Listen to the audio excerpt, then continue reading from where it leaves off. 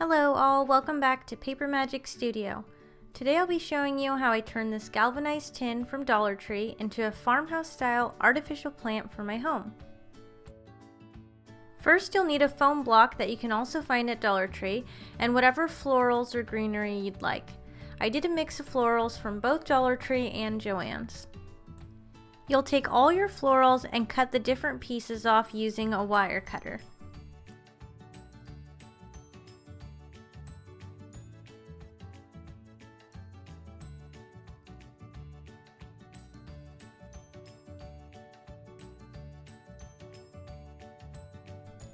Once all your florals are cut, you'll start placing them in the foam block.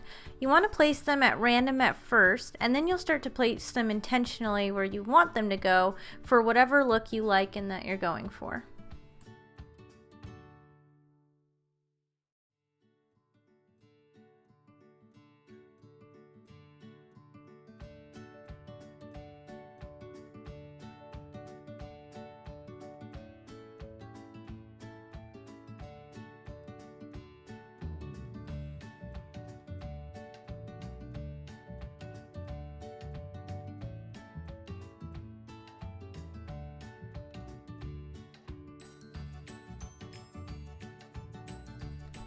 Now I'll be putting these florals in from Joann's, and this bunch is called Baby's Breath.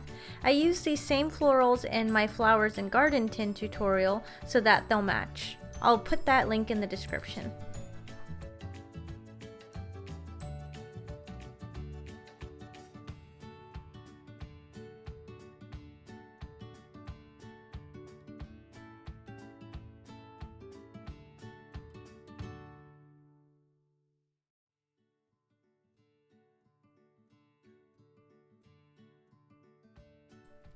I made 2 of these for my home and I love them.